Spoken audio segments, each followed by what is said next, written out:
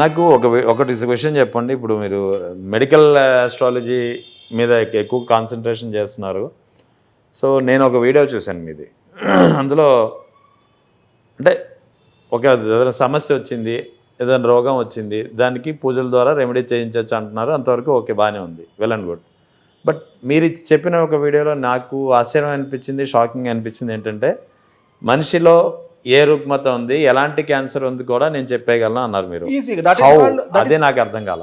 దాన్నే జ్యోతిష్య శాస్త్రం, అదే astrology, that is medical astrology. ఇప్పుడు సింపుల్ లాజిక్ అండి. ఇప్పుడు జాతకంలో మగవాడికి ఎవరికైతే శుక్రుడు శనితో కలిసి ఉంటాడో, శుక్రుడు కేతువు కలిసి ఉంటాడో, శుక్రుడు కేతువు కలిసి 6వ ఇంట్లో కానీ 12వ ఇంట్లో కానీ 8వ ఇంట్లో ఉంటారో వాళ్లకు ప్రోస్టేట్ క్యాన్సర్ వస్తుంది. ఓకే. అంటే ఆ స్థానాల వల్ల ఏ క్యాన్సర్ అనేది మారుతుందంటారా? కాదు, బాడీలో ఒక్కొక్క పార్ట్ను కమాండ్ చేసేది ఒక్కొక్క గ్రహం. ఇప్పుడు ఉదాహరణ తీసుకుందాం. కన్ను, స్కిన్ను, బోను, లివరు, హార్ట్, వీటిని కమాండ్ చేసేది రవి. మీరు ఒక హాస్పిటల్ దగ్గర నిలబడి ఒక ఆస్ట్రాలజర్ని పెట్టుకొని లోపలికి పోయే పేషెంట్ను హార్ట్ ప్రాబ్లం అనగానే ఆయన జాతకం తీయండి, రవి నీచంలో ఉంటాడు. అర్థమైందా? బ్రెయిన్ స్ట్రోక్తో వచ్చిండు, ఆపండి, చెక్ చేయండి, బుధుడు కుజుడు నీచంలో ఉంటాడు. ఒక అమ్మాయి వచ్చింది, బ్రెస్ట్ క్యాన్సర్తో వచ్చింది, చంద్రుడు కుజుడు నీచంలో ఉంటాడు. ఒక అమ్మాయి వచ్చింది, యూట్రస్ ప్రాబ్లంతో వచ్చింది, శుక్రుడు నీచంలో ఉంటాడు. అంటే ఎంత ఈజీ అంటే టకా టకా టకా టకా చెప్పుకుంటూ వెళ్ళిపోవచ్చు. ఇక్కడ పెద్ద కష్టపడాల్సిన పని లేదు. జాతకం చూడంగానే మనకి ఆ ప్రాబ్లం ఏందో అర్థమైపోతుంది. అంటే ప్రోస్టేట్ క్యాన్సరా, లివర్ క్యాన్సరా, అనల్ క్యాన్సరా, కోలన్ క్యాన్సరా, స్పర్మ్ క్యాన్సరా, టెస్టికల్ క్యాన్సరా.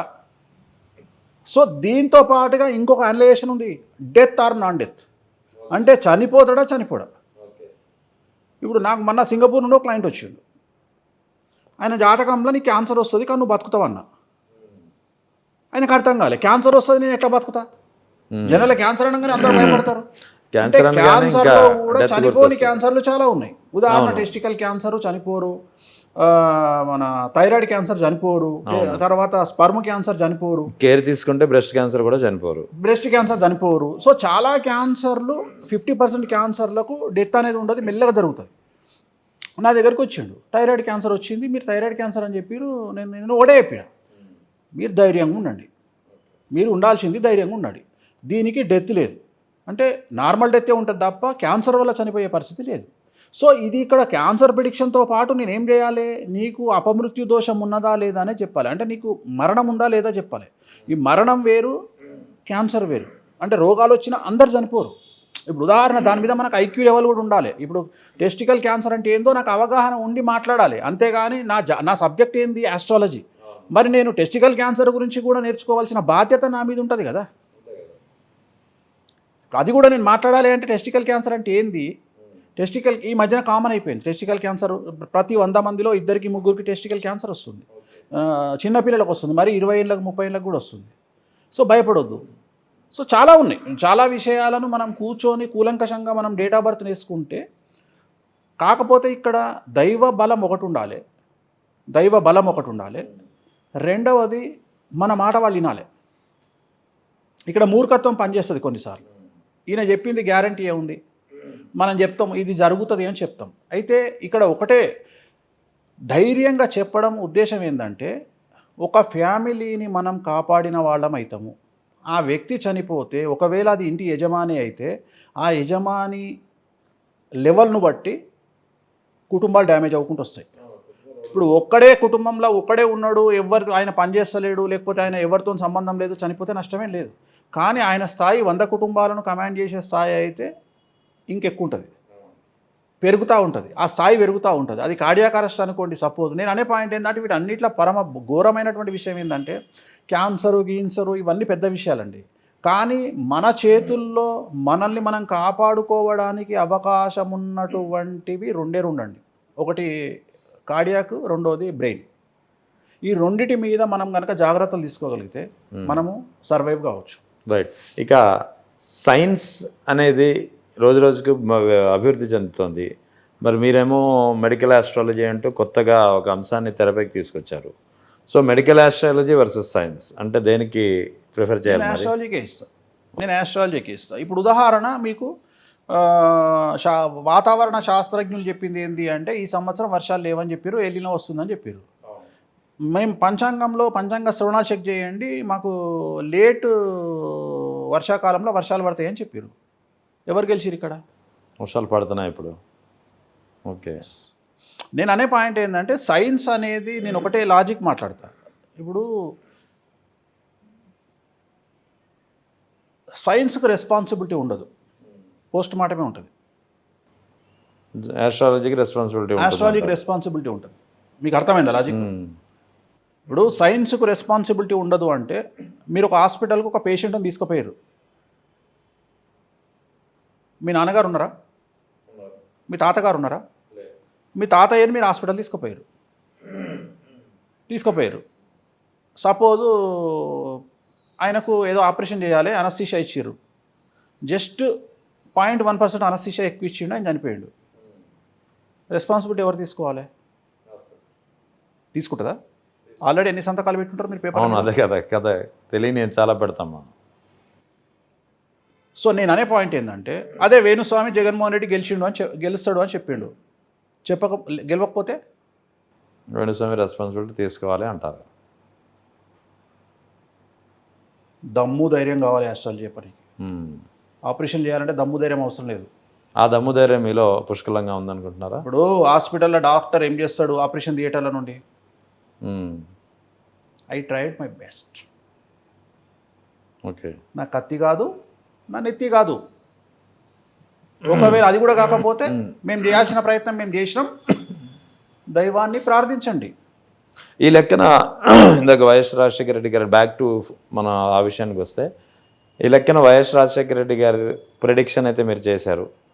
ఒకవేళ ఆ ప్రెడిక్షన్ ఆయనకి చేరి ఉంటే, ఆ రెమెడీ జరిగి ఉంటే ఆయన ఈరోజు మనతో ఉండేవారా? అసలు ఆయన హెలికాప్టర్ ఎక్కనియకపోతుంటే. అచ్చా. ఎందుకు అడుగుతున్నానంటే వైఎస్ రాజశేఖర రెడ్డి గారు మీకు చాలా క్లోజ్ అని మీరే చెప్పారు ఇందాక స్టార్టింగ్లో. మీకే కాదు మొత్తం ఉమ్మడి ఆంధ్రప్రదేశ్ రాష్ట్ర ప్రజలందరికీ కావాల్సినటువంటి వ్యక్తి. అందుకే అంతమంది చనిపోయారు ఆ మహానేత చనిపోయినప్పుడు, ప్రాణం విడిచినప్పుడు. సో అటువంటి మహానేత ఈరోజు బతికుంటే ఈరోజు పరిస్థితి ఇలా ఉండేది కాదు కదా అని రకరకాలుగా. అయితే ఇక్కడ ఇంకొకటి ఉంది. మీరు వైఎస్ రాజశేఖర రెడ్డి మరణాన్ని సింగిల్గా ఎప్పుడు చూడకండి. ఇప్పుడు లైఫ్లో సింగిల్గా చూడకండి. వైఎస్ రాజశేఖర రెడ్డి మరణం వల్ల ఉమ్మడి ఆంధ్రప్రదేశ్లో ఒక 7 ఇన్సిడెంట్ జరిగినాయి. వైఎస్ రాజశేఖర రెడ్డి మరణం, తెలంగాణ ఏర్పాటు, రోషయ్య ముఖ్యమంత్రి, కిరణ్ కుమార్ రెడ్డి ముఖ్యమంత్రి, చంద్రబాబు నాయుడు ముఖ్యమంత్రి, జగన్ ముఖ్యమంత్రి, రేవంత్ రెడ్డి ముఖ్యమంత్రి, కేసీఆర్ ముఖ్యమంత్రి. ఒక వ్యక్తి చనిపోవడం వల్ల 2 తెలుగు రాష్ట్రాలను శాసించగలిగినటువంటివి ఇన్ని జరిగినాయి. నేను జగన్ జైలుకు పోతాడని చెప్పిన. ఎట్లా పోతాడు అని ఒక పొలిటీషియన్ అడిగాడు నన్ను. రాజశేఖర రెడ్డి లేకపోతే జగన్ జైలుకు పోవడం ఎంతసేపు, 5 నిమిషాల పని అని చెప్పిన. అంటే నా ప్రిడిక్షన్ ఒక రాజశేఖర రెడ్డికి సంబంధించిన ప్రిడిక్షన్ కాదు ఇది.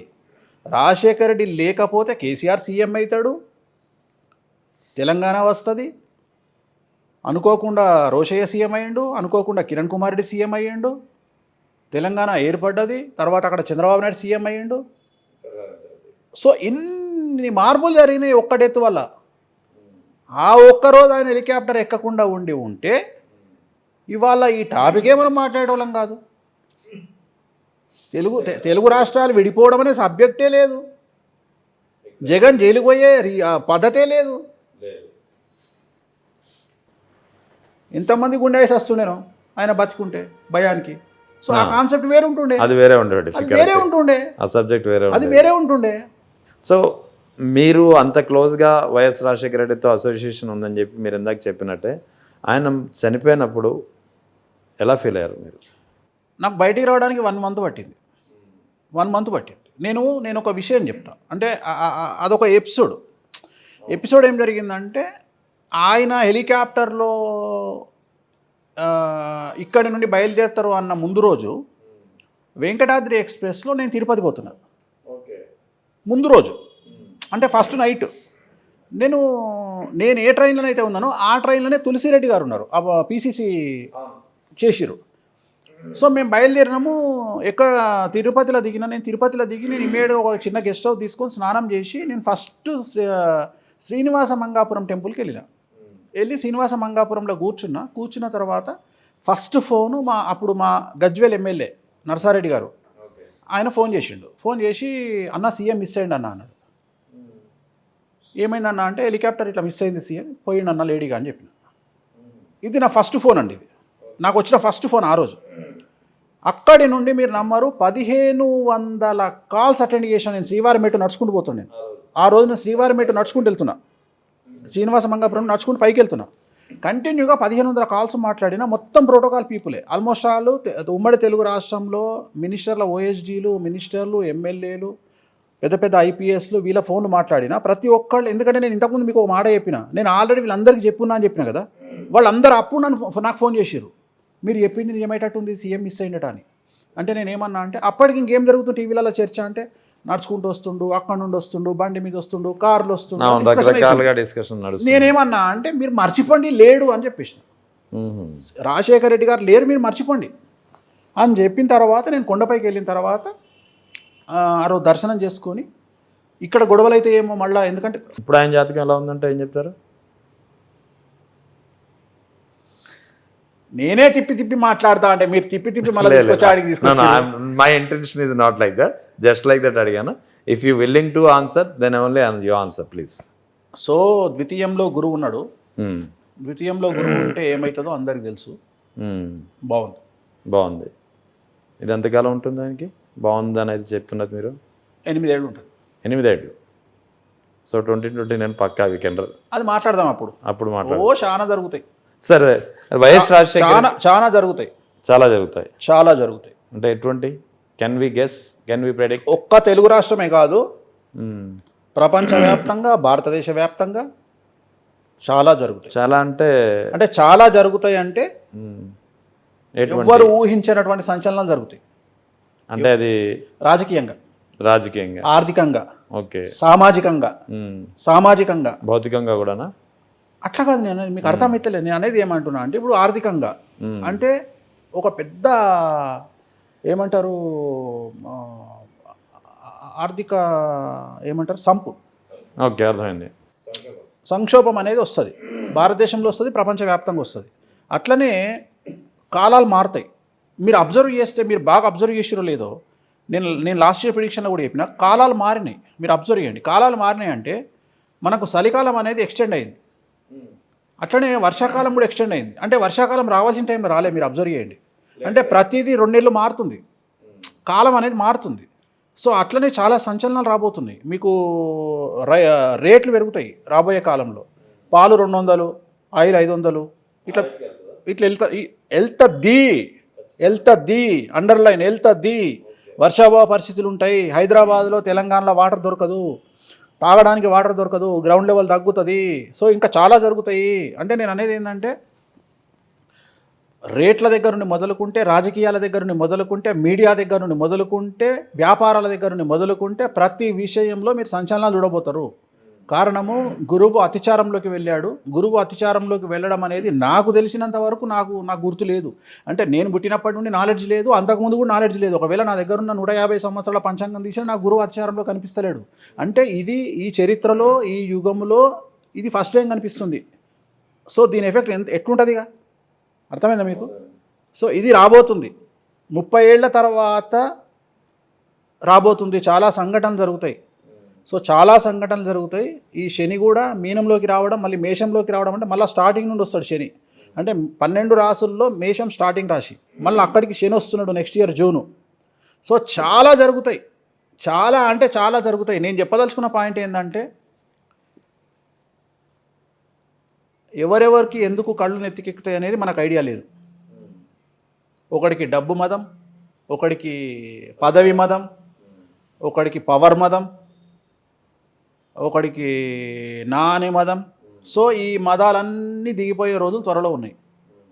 సో నేను అనేది ఏంటంటే, నీ కుటుంబము, నీ భార్య, నీ పిల్లలు, నీ 5 ఏళ్ళు నోట్లకు పోతాయా లేవా, జాగ్రత్తగా బతుకు, లో లెవెల్లో బతుకు, డబ్బు దాచిపెట్టుకో, లిక్విడ్ మనీ దగ్గర పెట్టుకో. 6 నెలలకు సరిపడా గ్రాసం దగ్గర పెట్టుకో, అంటే బియ్యము, పప్పు, ఉప్పు, నూనెలని దగ్గర పెట్టుకో. జాగ్రత్తగా ఉండు. అన్నిటికీ ముఖ్యం ఆరోగ్యాన్ని జాగ్రత్తగా చూసుకో. అన్నిటికీ ముఖ్యం పిల్లల్ని జాగ్రత్తగా చూసుకో. పిల్లల మీద చాలా పెద్ద ఎఫెక్ట్ పడబోతుంది ఈ సంవత్సరం నుండి. అందుకని పిల్లల్ని జాగ్రత్తగా చూసుకో. పిల్లలు రాంగ్ సైడ్ వెళ్ళే అవకాశం ఉంది. మరీ ముఖ్యంగా మగపిల్లలు రాంగ్ సైడ్ వెళ్ళే అవకాశం ఉంది. సో వీటిని జాగ్రత్తగా చూసుకో, హెల్త్ కాపాడుకో. అంతేగాని తనకు మాలిన ధర్మంలోపు వెళ్ళకు. తనకు మాలిన ధర్మం అంటే నీ కుటుంబాన్ని కాకుండా నువ్వేదో పీకుడు గాని లెక్క సమాజాన్ని ఉద్ధరిస్తామనేటువంటి బిల్డప్లు ఇయ్యకు. సో చాలా చాలా జరుగుతాయి. అవన్నీ మనం తర్వాత మాట్లాడుకుందాం. దానికి ఒక స్పెషల్ పెట్టుకుందాం, పాడ్కాస్ట్.